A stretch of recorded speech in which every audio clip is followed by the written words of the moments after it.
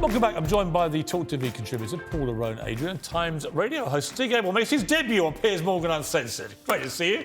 I got a new book out, Death Under a Little Sky, which is described probably by you as gloriously atmospheric. No, a truly excellent debut.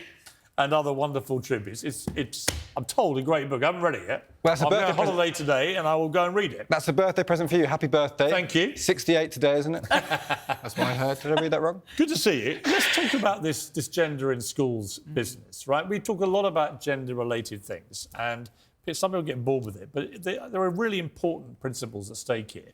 What did you feel, Stig? You're a parent. The idea that a child could be at school self-identifying with all that goes with that, with the school's full knowledge and kind of cooperation, if you like, and the parents wouldn't know. What do you think of that? I think, first of all, it's such a difficult area. We talked about a lot on our programme as well today. I feel sorry for teachers, first of all. I don't know how you be a teacher in this situation. You know, you come into school, a kid comes to you and says, I might have been born a girl, but I think I'm a boy. What do? You want to look after them, you don't want them to be bullied. Well, I don't think you don't tell the parents. Well, I agree with that. I think in the end, the only way these things get settled is if people talk openly about them. And that means there's three people involved in this. There's the school, the teacher, there's the kid, and there's the parent. Right. And why wouldn't you just talk about this stuff? I've got a 14-year-old, and it is very striking to me, this type fluidity, non-binary stuff, it's definitely there. It's there in the school. A couple of kids. Yeah, but it's also, it seems to me like Paula, it does seem to me like a craze, right? It seems like it's a fad. Like it's the trendy thing now for young people at school to go, I'm non-binary, I'm gender fluid. They're all doing it, right? I mean, there's a school in Brighton, which is the mecca for all these things, where I think like 1 in 10 kids was identifying as non-binary out of 1,000 kids. It was ridiculous.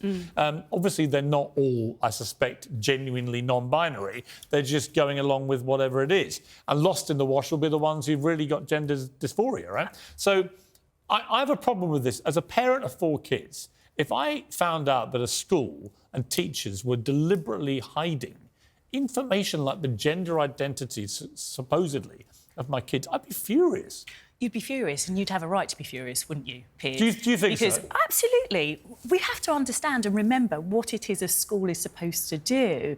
A school is supposed to be there to look after our child and care our child. It's essentially acting as a parent when we're not. And it's supposed to be there to not only help our child, but to educate our child.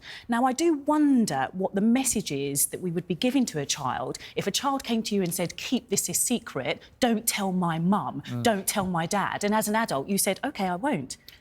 That's not helpful either. I agree with that, but why does the parent... I mean, you're a parent, we're all parents. It's the parent's job to know as well. Because but Stig, come on.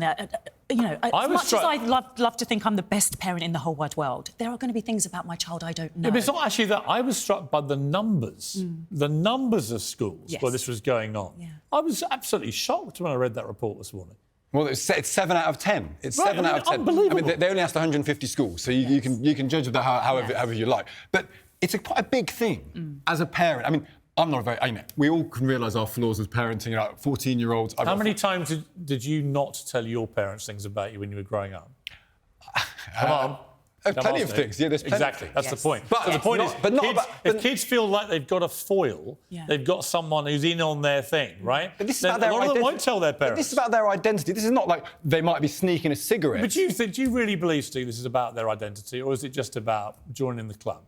I think it's about both of them. Kids, in my experience, they experiment, they're all over the place, particularly teenagers. Yes. And I think, to a certain extent, we've got to allow them to express themselves, you've got to allow them to see where they are in the world. And we've all done it. Now I think there is a herd mentality in this area, but we've all experimented at various times in our lives, particularly when we're young. And you've got to give them a certain amount of space to do that. What do you think about self-identity, which is now this massive crisis, really, where Nicola Sturgeon has to basically lose her job as First Minister because she just couldn't say what a woman is and couldn't understand why people were angry that a male rapist went to a women's prison. What do you feel about the concept of limitless self-identity?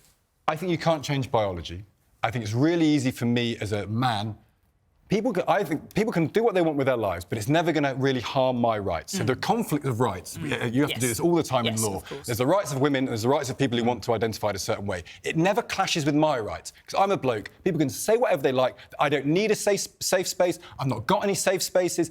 That, to me, is No, it's all, in this case, it's all about the infringement of women's rights. Exactly right. Paul, I want to show you a video clip. Yes. This is of a coach, a weightlifting coach, male, called Avi Silverberg, who decided that he would exploit, this was in Canada, where the rules say that anyone who self-identifies as a woman could compete in the female category. So he was a male powerlifting coach who then self-identified as a woman, entered the women's powerlifting competition, smashed the record, obviously, the all-time record of 84 kgs or something, set by Anne Andres, who was also transgender, a man who male, identifies and competes as a woman. And he did it to prove a point about the absurdity. In sport, especially. The absurdity of where limitless self-identity takes you. It's absurd. And of course, when you look at that extreme, you are going to get the absurd. Of course you are. And that, when we are at the end of the absurd, we're also not helping the people who actually do want to identify. That doesn't help them either. And so he was right, actually, I think. I do support him for doing that, because clearly we do need to work at this. We do need to understand what's going on. But shutting people out, shutting a parent out, is not the answer. There's not a human right to compete in sport.